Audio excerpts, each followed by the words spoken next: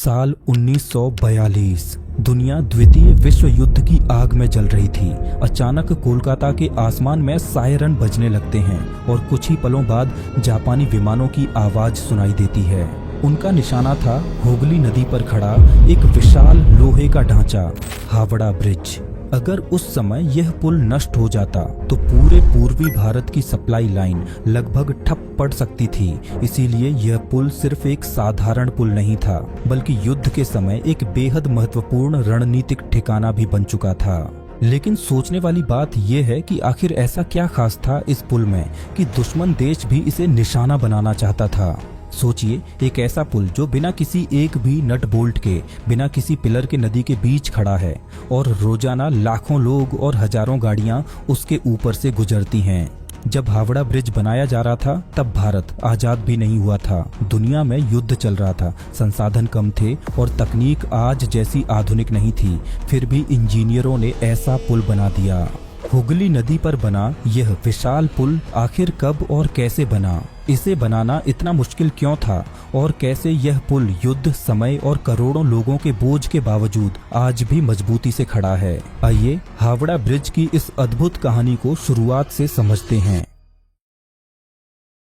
कोलकाता की पहचान बन चुका यह पुल, जिसे हम हावड़ा ब्रिज के नाम से जानते हैं, सिर्फ एक पुल नहीं बल्कि इंजीनियरिंग का ऐसा चमत्कार है जिसे देखकर आज भी बड़े बड़े इंजीनियर हैरान रह जाते हैं। आज हर दिन करीब 1 लाख से ज्यादा गाड़ियां और लगभग 5 लाख लोग इस पुल को पार करते हैं। इसीलिए इसे दुनिया के सबसे व्यस्त पुलों में भी गिना जाता है। जिस समय यह पुल बनाया गया था उस समय दुनिया में तकनीक आज जैसी विकसित नहीं थी। इंजीनियरों के पास कंप्यूटर नहीं थे, आधुनिक मशीनें नहीं थीं, और फिर भी उन्होंने ऐसा स्ट्रक्चर खड़ा कर दिया जिसे देखकर आज भी लोग कहते हैं, यह कैसे संभव है। लेकिन हावड़ा ब्रिज की असली कहानी समझने के लिए हमें समय में लगभग 200 साल पीछे जाना होगा। उस दौर में जब भारत अंग्रेजों के शासन के अधीन था। 18वीं सदी के अंत और 19वीं सदी की शुरुआत तक अंग्रेज धीरे धीरे पूरे भारत पर अपना नियंत्रण मजबूत कर चुके थे और उस समय उनका सबसे महत्वपूर्ण शहर था कलकत्ता, जिसे आज हम कोलकाता के नाम से जानते हैं। उस दौर में कोलकाता सिर्फ एक शहर नहीं था, यह ब्रिटिश इंडिया की राजधानी था, व्यापार का सबसे बड़ा केंद्र था और एशिया में अंग्रेजों की ताकत का प्रतीक था। यहाँ से कपास, चाय, नील और कई कीमती सामान पूरी दुनिया में भेजे जाते थे। बड़े बड़े जहाज हुगली नदी के रास्ते यहाँ आते जाते थे और अंग्रेजों के लिए यह शहर इतना महत्वपूर्ण था कि उन्होंने यहाँ तेजी से विकास कार्य शुरू कर दिए। लेकिन एक समस्या थी। कोलकाता के ठीक सामने हुगली नदी के दूसरी तरफ एक इलाका था, हावड़ा। धीरे धीरे यह इलाका भी बहुत महत्वपूर्ण बन गया। यहाँ रेलवे स्टेशन बनाया गया, फैक्ट्रियां लगाई गईं और हजारों मजदूर काम करने लगे। समस्या यह थी कि इन दोनों इलाकों के बीच बहती थी हुगली नदी और उस समय इस नदी को पार करने का एक ही तरीका था, नाव। जब 1854 में हावड़ा रेलवे स्टेशन बनकर तैयार हुआ तो यह समस्या और भी बड़ी हो गई, क्योंकि अब दूर दराज से आने वाले यात्रियों को ट्रेन पकड़ने के लिए पहले नदी पार करनी पड़ती थी। यह समस्या सिर्फ यात्रियों की नहीं थी, अंग्रेजों के व्यापार पर भी इसका सीधा असर पड़ रहा था, क्योंकि उनके कारखाने हावड़ा में थे, लेकिन माल को बंदरगाह तक पहुंचाने के लिए नदी पार करनी पड़ती थी। बरसात के मौसम में जब हुगली नदी उफान पर होती तब कई दिनों तक व्यापार ठप हो जाता था। कई बार जहाजों से सामान लाते समय दुर्घटनाएं हो जाती, कई बार माल पानी में खराब हो जाता और हर दिन अंग्रेजों को लाखों का नुकसान झेलना पड़ता था। अब अंग्रेज अच्छी तरह समझ चुके थे कि अगर उन्हें अपने व्यापार को तेज करना है तो इस नदी पर एक स्थायी समाधान ढूंढना ही होगा। यहीं से जन्म हुआ उस विचार का जिसने आगे चलकर दुनिया के सबसे अद्भुत पुलों में से एक को जन्म दिया, हुगली नदी पर एक पुल बनाने का विचार। लेकिन समस्या यह थी कि उस समय यह काम इतना आसान नहीं था। हुगली नदी साधारण नदी नहीं है, ये एक टाइडल नदी है, यानी इसमें समुद्र के ज्वार भाटे का असर होता है। कभी पानी बहुत नीचे चला जाता है तो कभी अचानक बहुत ऊपर उठ जाता है।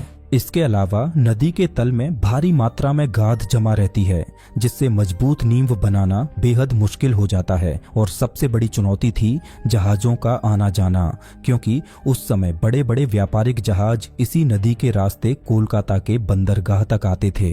अगर नदी में बहुत सारे पिलर बना दिए जाते तो जहाजों के टकराने का खतरा बढ़ जाता, यानी पुल भी बनाना था और जहाजों का रास्ता भी खुला रखना था। यह एक ऐसा इंजीनियरिंग पजल था जिसका हल ढूंढना आसान नहीं था। फिर भी ब्रिटिश सरकार ने आखिरकार फैसला कर लिया कि अब इस समस्या का समाधान ढूंढना ही होगा। 1850 के दशक में सरकार ने अपने इंजीनियरों को आदेश दिया कि वे हुगली नदी का सर्वे करें और यह पता लगाएं कि यहाँ पुल बनाना संभव है या नहीं। यह जिम्मेदारी सौंपी गई ईस्ट इंडियन रेलवे कंपनी के चीफ इंजीनियर जॉर्ज टर्नबुल को। टर्नबुल पहले ही हावड़ा रेलवे स्टेशन के निर्माण में अहम भूमिका निभा चुके थे, इसीलिए उन्हें इस इलाके की भौगोलिक परिस्थितियों का अच्छा अनुभव था। इंजीनियरों ने कई महीनों तक सर्वे किया, नदी की गहराई नापी, मिट्टी की मजबूती जांची और अंत में जो नतीजा सामने आया उसने सभी को सोचने पर मजबूर कर दिया। हुगली नदी के तल में इतनी ज्यादा गाद थी कि वहां मजबूत पिलर खड़ा करना बेहद कठिन था। अगर नदी के बीच में पिलर बनाए जाते तो वे समय के साथ धंस सकते थे और अगर किसी जहाज ने गलती से उनसे टक्कर मार दी तो पूरा पुल खतरे में पड़ सकता था। इसी वजह से कई सालों तक यह योजना कागजों में ही अटकी रही। लेकिन समस्या खत्म नहीं हुई थी, बल्कि हर साल और भी बड़ी होती जा रही थी। हावड़ा स्टेशन बन जाने के बाद रोज हजारों लोग इस रास्ते से गुजरने लगे थे। सुबह होते ही हुगली नदी के घाटों पर भीड़ लग जाती। नावों में जगह पाने के लिए लोग धक्का मुक्की करते। कई बार तो नावें इतनी भर जाती कि उनमें बैठना भी मुश्किल हो जाता। कभी कभी ऐसा भी होता कि तेज हवा चलने लगती और नाविक नदी में उतरने से मना कर देते। ऐसे में यात्रियों को घंटों इंतजार करना पड़ता और अगर कोई जरूरी काम से जा रहा हो तो उसके लिए यह इंतजार किसी सजा से कम नहीं होता था। अंग्रेजों के लिए यह स्थिति और भी चिंताजनक थी, क्योंकि उनका व्यापार इस नदी पर निर्भर था। हावड़ा की फैक्ट्रियों से सामान निकलता, फिर नावों के जरिए नदी पार करके कोलकाता के बंदरगाह तक पहुंचाया जाता और वहां से जहाजों में भरकर दुनिया के अलग अलग देशों में भेज दिया जाता। लेकिन इस पूरी प्रक्रिया में बहुत समय लग जाता था। बरसात के मौसम में तो हालात और भी खराब हो जाते। नदी का जल स्तर अचानक बढ़ जाता, धार तेज हो जाती और कई दिनों तक नावों का चलना बंद हो जाता। इस वजह से अंग्रेजों को भारी आर्थिक नुकसान उठाना पड़ता था। अब ब्रिटिश सरकार समझ चुकी थी कि अगर उन्हें अपने व्यापार को और मजबूत बनाना है तो हुगली नदी पर पुल बनाना ही होगा। आखिरकार 1870 के दशक में सरकार ने फैसला लिया कि अब इस समस्या का स्थायी समाधान ढूंढा जाएगा। इसी उद्देश्य से एक नई संस्था बनाई गई, हावड़ा ब्रिज ट्रस्ट। इस ट्रस्ट का काम था हुगली नदी पर पुल बनाने की योजना को आगे बढ़ाना। इसके बाद ब्रिटिश सरकार ने एक नया कानून भी पास किया, जिसे हावड़ा ब्रिज एक्ट कहा गया। अब सवाल था कि आखिर इस नदी पर किस तरह का पुल बनाया जाए। कई इंजीनियरों ने अलग अलग डिजाइन पेश किए, लेकिन अंत में एक ऐसा डिजाइन चुना गया जो उस समय के हिसाब से काफी अनोखा था। यह था पंटून ब्रिज। पंटून ब्रिज असल में एक तैरता हुआ पुल होता है। इसमें बड़े बड़े लोहे या लकड़ी के फ्लोट्स यानी तैरने वाले ढांचे नदी में रखे जाते हैं और उनके ऊपर पुल बनाया जाता है। जब नदी का जलस्तर बढ़ता है तो पूरा पुल पानी के साथ ऊपर उठ जाता है और जब पानी कम होता है तो पुल भी नीचे आ जाता है, यानी ये पुल नदी की चाल के साथ खुद को ढाल लेता है। इंजीनियरों को लगा कि हुगली जैसी टाइडल नदी के लिए यही सबसे बेहतर समाधान होगा। ब्रिटिश सरकार को भी यह योजना पसंद आई और तुरंत इसे मंजूरी दे दी गई। इसके बाद इस पुल के निर्माण का काम सौंपा गया British engineer sir Bradford Leslie को। लेस्ली उस समय के बेहद अनुभवी इंजीनियरों में गिने जाते थे। उन्हें उम्मीद थी कि यह पुल हुगली नदी की समस्या का स्थायी समाधान बन जाएगा। ब्रिटेन से इस पुल के कई हिस्से बनकर आने लगे और कोलकाता में उन्हें जोड़कर पुल तैयार किया जाने लगा। लेकिन शायद किस्मत को कुछ और ही मंजूर था। 20 मार्च 1874 कोलकाता के इतिहास में यह दिन एक भयानक तूफान के लिए याद किया जाता है। उस दिन अचानक समुद्र की ओर से एक शक्तिशाली चक्रवाती तूफान उठा और कुछ ही घंटों में उसने पूरे शहर को अपनी चपेट में ले लिया। तेज हवाएं, मूसलाधार बारिश और उफनती हुई हुगली नदी। तूफान इतना भयानक था कि कई इमारतों को नुकसान पहुंचा और इसी तूफान की मार उस पुल पर भी पड़ी जो अभी बन ही रहा था। पानी का स्तर तेजी से बढ़ा, धार तेज हो गई और पुल के कई हिस्से बुरी तरह क्षतिग्रस्त हो गए। लेकिन असली हादसा अभी बाकी था। कुछ समय बाद एक बड़ा स्टीमर जहाज गलती से इस अधूरे पुल से टकरा गया। टक्कर इतनी जोरदार थी कि पुल के 3 बड़े पंटून पानी में डूब गए और लगभग 200 फीट लंबा हिस्सा पूरी तरह टूट गया। कई लोगों को लगा कि अब यह परियोजना यहीं खत्म हो जाएगी, लेकिन ब्रिटिश सरकार पीछे हटने वाली नहीं थी। उन्होंने पुल को फिर से बनाने का फैसला किया। कई चुनौतियों और मुश्किलों के बाद आखिरकार 1874 में यह पंटून ब्रिज बनकर तैयार हो गया। यह पुल करीब 1528 फीट लंबा और 62 फीट चौड़ा था। इसके किनारे पैदल चलने वालों के लिए भी रास्ता बनाया गया था। जब यह पुल तैयार हुआ तो लोगों के लिए यह किसी चमत्कार से कम नहीं था। अब हावड़ा से कोलकाता जाना पहले की तुलना में बहुत आसान हो गया था। लाखों लोग हर दिन इस पुल का इस्तेमाल करने लगे। लेकिन इस पुल की एक अजीब खासियत भी थी। जब भी हुगली नदी से कोई बड़ा जहाज गुजरता तो पुल को बीच से खोल दिया जाता था। पुल के 2 हिस्से अलग हो जाते और जहाज आराम से निकल जाता।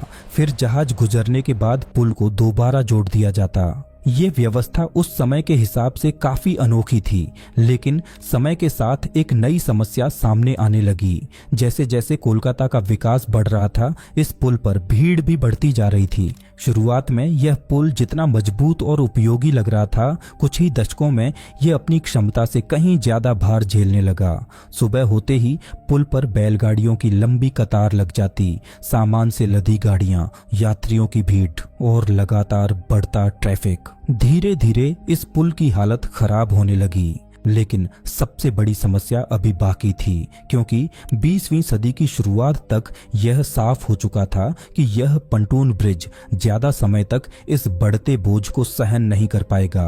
और यहीं से शुरू होती है उस पुल की असली कहानी। एक ऐसे पुल की कहानी जिसे बनाने के लिए इंजीनियरों को लगभग असंभव चुनौती का सामना करना पड़ा। और यही पुल आगे चलकर दुनिया के सबसे अद्भुत स्ट्रक्चर्स में से एक बना, हावड़ा ब्रिज। 1906 में इस नए पुल की योजना पर गंभीरता से काम शुरू किया गया। इसके लिए एक विशेष कमेटी बनाई गई, जिसमें ईस्ट इंडियन रेलवे के चीफ इंजीनियर RS हाइट और कोलकाता कॉरपोरेशन के चीफ इंजीनियर WB मकेब को शामिल किया गया। इस कमेटी का काम था यह तय करना कि आखिर हुगली नदी पर किस प्रकार का पुल बनाया जाए। इंजीनियरों ने कई महीनों तक अलग अलग संभावनाओं पर विचार किया। कुल मिलाकर 6 तरह के पुलों के प्रस्ताव सामने आए। इनमें सुरंग बनाने से लेकर फ्लोटिंग ब्रिज तक के विकल्प शामिल थे। हर विकल्प के अपने फायदे और नुकसान थे। अगर नदी के नीचे सुरंग बनाई जाती तो उसका निर्माण बेहद महंगा और जटिल होता। अगर फ्लोटिंग ब्रिज बनाया जाता तो वह ज्यादा टिकाऊ नहीं होता। इसी बीच एक और विचार सामने आया, एक विशाल स्टील ब्रिज बनाने का। लेकिन उस समय की तकनीक के हिसाब से यह काम बहुत चुनौतीपूर्ण था। इसके बावजूद ब्रिटिश सरकार ने इस दिशा में आगे बढ़ने का फैसला किया। नए पुल के डिजाइन के लिए दुनिया भर की कंपनियों से प्रस्ताव मांगे गए। कुल 23 कंपनियों को शॉर्टलिस्ट किया गया और उनसे कहा गया कि वे इस पुल का सबसे अच्छा डिजाइन तैयार करके पेश करें। साथ ही यह भी घोषणा की गई कि सबसे बेहतरीन डिजाइन बनाने वाली कंपनी को 3000 पाउंड का इनाम दिया जाएगा। यह उस समय के हिसाब से बहुत बड़ी रकम थी। दुनिया की कई प्रसिद्ध इंजीनियरिंग कंपनियों ने अपने अपने डिजाइन तैयार किए। कुछ डिजाइन इतने जटिल थे कि उन्हें देखकर ही समझ आ जाता था कि उन्हें बनाना लगभग असंभव होगा। कुछ डिजाइन व्यावहारिक थे, लेकिन हुगली नदी की परिस्थितियों के हिसाब से उपयुक्त नहीं थे। आखिरकार कमेटी को एक जर्मन कंपनी का डिजाइन पसंद आया, लेकिन जब इंजीनियरों ने उस डिजाइन का गहराई से अध्ययन किया तो उन्हें लगा कि यह भी इस नदी के लिए पूरी तरह सुरक्षित नहीं है और इस तरह वह प्रस्ताव भी खारिज कर दिया गया। इसी बीच बंगाल की राजनीति में एक बड़ा तूफान आ गया। 1905 में लॉर्ड कर्जन ने बंगाल का विभाजन कर दिया। इस फैसले के खिलाफ पूरे बंगाल में जबरदस्त आंदोलन शुरू हो गया। हर जगह विरोध प्रदर्शन हो रहे थे, लोग सड़कों पर उतर आए थे और अंग्रेजों के खिलाफ माहौल बेहद तनावपूर्ण हो गया था। इस राजनीतिक उथल पुथल का सीधा असर इस पुल की परियोजना पर पड़ा। नए पुल का काम फिर से ठंडे बस्ते में चला गया और तभी एक और बड़ा फैसला सामने आया। 1911 में ब्रिटिश सरकार ने घोषणा की कि अब भारत की राजधानी कोलकाता नहीं बल्कि दिल्ली होगी। राजधानी बदलने के इस फैसले ने कोलकाता के महत्व को काफी हद तक कम कर दिया। अब अंग्रेजों का ध्यान धीरे धीरे दिल्ली की ओर जाने लगा। इसका असर भी हावड़ा ब्रिज की परियोजना पर पड़ा और जब ऐसा लग रहा था कि शायद यह पुल कभी नहीं बन पाएगा, तभी दुनिया में एक ऐसी घटना घटी जिसने इस परियोजना को और भी पीछे धकेल दिया। 1914 में पहला विश्व युद्ध शुरू हो गया। ब्रिटेन पूरी तरह युद्ध में उलझ गया था। उसके पास अब इतने संसाधन नहीं थे कि वह भारत में किसी विशाल पुल के निर्माण पर पैसा खर्च करे। 1914 से 1918 तक पूरा ध्यान युद्ध पर ही लगा रहा। इस दौरान पुराने पंटून ब्रिज की थोड़ी बहुत मरम्मत करके काम चलाया गया, लेकिन यह पुल अब बहुत ज्यादा समय तक इस्तेमाल के लायक नहीं बचा था। आखिरकार युद्ध खत्म होने के बाद 1921 में एक बार फिर इस परियोजना को जीवित किया गया। इस बार एक नई कमेटी बनाई गई जिसका नेतृत्व बंगाल के प्रसिद्ध उद्योगपति और इंजीनियर R.N. मुखर्जी कर रहे थे। R.N. मुखर्जी उस समय मार्टिन कंपनी लिमिटेड के मालिक थे और कोलकाता में कई बड़े निर्माण कार्यों के लिए जाने जाते थे। विक्टोरिया मेमोरियल और बेलूर मठ जैसे शानदार निर्माण उनके अनुभव का प्रमाण थे। ब्रिटिश सरकार को उनके अनुभव पर पूरा भरोसा था। मुखर्जी ने अपनी टीम के साथ कई महीनों तक इस परियोजना का अध्ययन किया। उन्होंने नदी की परिस्थितियों को समझा, जहाजों की आवाजाही को देखा और इंजीनियरिंग की संभावनाओं पर गहराई से काम किया। आखिरकार 1922 में उन्होंने अपनी रिपोर्ट सरकार को सौंप दी। इस रिपोर्ट में उन्होंने एक ऐसा सुझाव दिया जिसने पूरी कहानी की दिशा बदल दी। उन्होंने कहा कि हुगली नदी पर कैंटिलीवर ब्रिज बनाया जाना चाहिए। यह उस समय के हिसाब से एक बेहद साहसिक विचार था, क्योंकि कैंटिलीवर ब्रिज ऐसा पुल होता है जो अपने दोनों किनारों से आगे की ओर बढ़ता है और बीच में बिना पिलर के जुड़ जाता है, यानी नदी के बीच में किसी सहारे की जरूरत नहीं होती। अगर यह डिजाइन सफल हो जाता तो जहाजों के लिए नदी का रास्ता पूरी तरह खुला रहता, लेकिन इसके साथ ही यह डिजाइन बेहद जटिल भी था, क्योंकि इतनी बड़ी दूरी पर बिना पिलर के पुल बनाना उस समय की इंजीनियरिंग के लिए एक बड़ी चुनौती थी। 1930 के दशक की शुरुआत में आखिरकार वह समय आ गया जब हुगली नदी पर बनने वाले नए पुल का सपना कागजों से निकलकर जमीन पर उतरने वाला था। इंजीनियरों की रिपोर्ट, कमेटियों की सलाह और वर्षों की चर्चा के बाद सरकार ने इस परियोजना को मंजूरी दे दी, लेकिन इतना बड़ा पुल बनाना कोई साधारण काम नहीं था। इसके लिए दुनिया की सबसे अनुभवी इंजीनियरिंग कंपनियों को बुलाया गया। कई कंपनियों ने टेंडर भरे और अंत में जिस कंपनी को यह ऐतिहासिक जिम्मेदारी मिली उसका नाम था Cleveland bridge and engineering company limited. ये ब्रिटेन की एक प्रसिद्ध इंजीनियरिंग कंपनी थी जिसने दुनिया के कई बड़े स्टील ब्रिज बनाए थे। 1935 में सरकार ने आधिकारिक रूप से इस कंपनी को हावड़ा के नए पुल के निर्माण का काम सौंप दिया, लेकिन यह सिर्फ शुरुआत थी, क्योंकि पुल के हिस्सों को तैयार करने और उन्हें खड़ा करने के लिए स्थानीय कंपनियों की भी जरूरत थी। इसीलिए कोलकाता की एक प्रसिद्ध engineering firm Brathwaite, burn and Jessop construction company को भी इस परियोजना में शामिल किया गया। अब सब कुछ तय हो चुका था। साल 1936 यही वह साल था जब आखिरकार इस विशाल पुल के निर्माण का काम शुरू हुआ। लेकिन जैसे ही इंजीनियरों ने नदी के बीच में काम शुरू किया, उन्हें पहली बड़ी चुनौती का सामना करना पड़ा।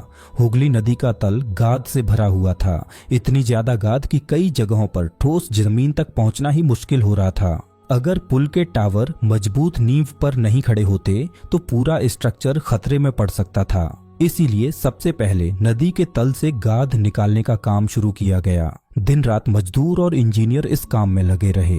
बड़ी बड़ी मशीनें नदी में उतारी गईं और धीरे धीरे गाद को हटाया जाने लगा। लेकिन इसी दौरान एक ऐसी घटना हुई जिसने सभी को हिलाकर रख दिया।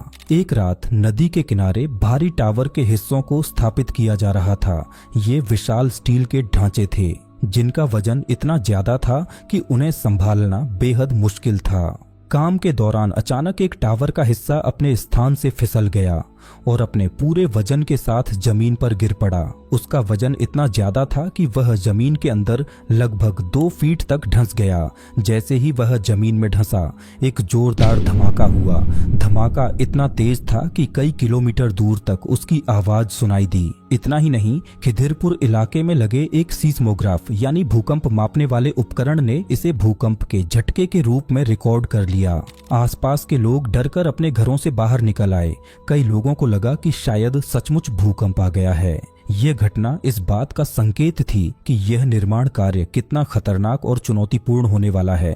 लेकिन इंजीनियरों ने हार नहीं मानी। धीरे धीरे पुल की नींव तैयार की गई और उसके बाद असली काम शुरू हुआ, स्टील के विशाल ढांचे को खड़ा करने का। इस पुल के निर्माण के लिए करीब 26,500 टन स्टील की जरूरत थी। उस समय योजना यह थी कि यह सारा स्टील ब्रिटेन से मंगाया जाएगा, लेकिन किस्मत ने यहाँ भी एक नया मोड़ ला दिया। 1939 में द्वितीय विश्व युद्ध शुरू हो गया। ब्रिटेन अब युद्ध में उलझ चुका था। उसकी फैक्ट्रियां युद्ध के हथियार बनाने में व्यस्त थीं और भारत के लिए स्टील भेजना उसके लिए आसान नहीं था। आखिरकार ब्रिटेन केवल लगभग 3,000 टन स्टील ही भेज पाया। अब सवाल यह था कि बाकी स्टील कहां से आएगा। अगर स्टील नहीं मिला तो यह परियोजना बीच में ही रुक सकती थी। लेकिन उसी समय भारत की एक कंपनी आगे आई, टाटा स्टील। टाटा स्टील ने इस पुल के लिए करीब 23,500 टन स्टील उपलब्ध कराया और इसी भारतीय स्टील से इस पुल का अधिकांश हिस्सा बनाया गया। यह बात उस समय बेहद गर्व की थी, क्योंकि भारत में बनी स्टील का इस्तेमाल करके इतना बड़ा इंजीनियरिंग स्ट्रक्चर तैयार किया जा रहा था। अब धीरे धीरे पुल का ढांचा आकार लेने लगा। विशाल स्टील के हिस्से एक एक करके जोड़े जाने लगे। लेकिन यहाँ भी इंजीनियरों ने एक ऐसा फैसला लिया जिसने इस पुल को दुनिया के बाकी पुलों से बिल्कुल अलग बना दिया। उन्होंने तय किया कि इस पूरे पुल में नट और बोल्ट का इस्तेमाल नहीं किया जाएगा। आज यह सुनकर शायद आपको अजीब लगे, लेकिन सच यही है। इतने विशाल पुल को जोड़ने के लिए हजारों लोहे की रिवेट्स यानी धातु की कीलों का इस्तेमाल किया गया। इन कीलों को गर्म करके स्टील प्लेटों के बीच डाला जाता था और फिर मशीनों की मदद से उन्हें मजबूती से जकड़ दिया जाता था। इस प्रक्रिया में हर जोड़ बेहद मजबूत बन जाता था। धीरे धीरे यह विशाल ढांचा हुगली नदी के ऊपर खड़ा होने लगा। पुल के दोनों किनारों पर लगभग 280 फीट ऊंचे 2 विशाल टावर बनाए गए। इन दोनों टावरों के बीच की दूरी लगभग 1,500 फीट थी। और हैरानी की बात यह थी कि इस पूरे हिस्से के बीच में नदी में एक भी पिलर नहीं बनाया गया, यानी पूरा पुल सिर्फ किनारों पर खड़े 2 टावरों के सहारे टिका हुआ था। जब यह ढांचा आकार लेने लगा तो दूर दूर से लोग इसे देखने आने लगे। लोग खड़े होकर घंटों इस निर्माण को देखते रहते और सोचते कि आखिर यह इतना विशाल ढांचा हवा में कैसे टिकेगा। लेकिन इंजीनियरों को अपने डिजाइन पर पूरा भरोसा था।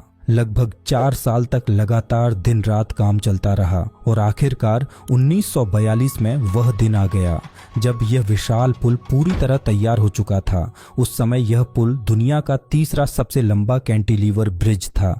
इसकी कुल लंबाई लगभग 2,313 फीट थी और इसकी ऊंचाई करीब 269 फीट। पुल के ऊपर बनी सड़क लगभग 71 फीट चौड़ी थी और दोनों किनारों पर पैदल चलने वालों के लिए चौड़े फुटपाथ बनाए गए थे। यह पुल वास्तव में इंजीनियरिंग का एक अद्भुत नमूना बन चुका था। लोहे का यह विशाल ढांचा दूर से ही शहर की पहचान बन गया था। दिन में इसकी चमकती हुई स्टील की संरचना सूरज की रोशनी में चमकती थी और रात के समय शहर की लाइट्स इसकी आकृति को और भी भव्य बना देती थीं। लेकिन उस समय दुनिया के हालात बिल्कुल सामान्य नहीं थे। पूरा विश्व द्वितीय विश्व युद्ध की आग में जल रहा था। यूरोप से लेकर एशिया तक कई देशों की सेनाएं आमने सामने थीं और इस युद्ध की आंच भारत तक भी पहुंच चुकी थी। उस समय जापान तेजी से एशिया में अपनी ताकत बढ़ा रहा था सिंगापुर, मलेशिया और बर्मा जैसे कई क्षेत्रों पर जापान का कब्जा हो चुका था और अब जापान की नज़र भारत पर थी। दरअसल उस समय ब्रिटेन और अमेरिका चीन को युद्ध का सामान भेज रहे थे ताकि जापान को रोका जा सके। इस सप्लाई का एक महत्वपूर्ण रास्ता भारत से होकर गुजरता था। कोलकाता का बंदरगाह इस सप्लाई चेन का एक अहम हिस्सा था। यहाँ से हथियार और जरूरी सामान चीन तक पहुंचाया जाता था। जापान अच्छी तरह समझ चुका था कि अगर उसे इस सप्लाई को रोकना है तो कोलकाता को निशाना बनाना होगा और इसी वजह से शहर का सबसे महत्वपूर्ण ढांचा हावड़ा ब्रिज भी जापानी सेना की नजर में आ गया। ब्रिटिश सरकार को इस खतरे का अंदेशा पहले से था। इसी डर की वजह से जब यह पुल बनकर तैयार हुआ तो इसका कोई भव्य उद्घाटन समारोह नहीं किया गया, क्योंकि उन्हें डर था कि अगर इसकी ज्यादा चर्चा हुई तो दुश्मन की नजर इस पर पड़ सकती है। लेकिन युद्ध के समय खतरे कभी चेतावनी देकर नहीं आते। 20 दिसंबर 1942 की रात कोलकाता शहर सामान्य दिनों की तरह शांत था। लोग अपने घरों में थे और शहर की सड़कों पर हलचल कम हो चुकी थी। लेकिन अचानक आसमान में एक अजीब सी आवाज गूंजने लगी। कुछ ही पलों में लोगों ने ऊपर देखा। आसमान में कई जापानी लड़ाकू विमान मंडरा रहे थे। उस समय तक कई लोगों को समझ ही नहीं आया कि आखिर हो क्या रहा है। लेकिन कुछ ही मिनटों बाद आसमान से बम गिरने लगे। जापानी एयरफोर्स ने कोलकाता के आसपास के इलाकों पर बमबारी शुरू कर दी थी। उनका असली लक्ष्य था हावड़ा ब्रिज और उसके पास मौजूद बंदरगाह, क्योंकि अगर यह पुल नष्ट हो जाता तो कोलकाता का संपर्क हावड़ा से टूट जाता, रेलवे की सप्लाई रुक जाती और युद्ध के लिए जरूरी सामान की आवाजाही भी बंद हो सकती थी। यानी इस पुल को नष्ट करना जापान के लिए एक बड़ी रणनीतिक जीत हो सकती थी। लेकिन उस रात कुछ ऐसा हुआ जो आज भी लोगों को हैरान करता है। जापानी विमानों ने कई बम गिराए, लेकिन रात का अंधेरा इतना घना था कि उनका निशाना सटीक नहीं लग पाया। कुछ बम शहर के दूसरे हिस्सों में गिरे। एक बम तो गलती से एक होटल पर गिर गया, जिससे आसपास के इलाके में भारी नुकसान हुआ। लेकिन जिस पुल को निशाना बनाया गया था वह बिल्कुल सुरक्षित बच गया। हावड़ा ब्रिज उस रात एक भी बम से नहीं टकराया। यह किसी चमत्कार से कम नहीं था। अगर उस रात एक भी बम सीधे इस पुल पर गिर जाता तो शायद इतिहास कुछ और ही होता। लेकिन किस्मत ने उस रात इस पुल को बचा लिया। युद्ध के बाद धीरे धीरे हालात सामान्य होने लगे और फिर आया वह साल जिसने पूरे भारत की किस्मत बदल दी। 1947 भारत आजाद हो चुका था। अब हावड़ा ब्रिज भी ब्रिटिश सरकार का नहीं बल्कि भारत का हिस्सा बन गया था। आजादी के बाद इस पुल का महत्व और भी बढ़ गया, क्योंकि उस समय कोलकाता और हावड़ा के बीच यही एकमात्र बड़ा पुल था। हर दिन लाखों लोग इसी रास्ते से गुजरते थे। इस पुल पर बसें चलती थीं, कारें चलती थीं और एक समय तो इस पर ट्राम भी चला करती थी। सुबह से लेकर रात तक यह पुल कभी खाली नहीं रहता था। कोलकाता की जिंदगी जैसे इसी पुल के ऊपर बहती थी। धीरे धीरे यह पुल सिर्फ एक रास्ता नहीं रहा, यह शहर की पहचान बन गया। फिल्मों में, तस्वीरों में और दुनिया भर के लोगों की नजरों में यह पुल कोलकाता का प्रतीक बन गया।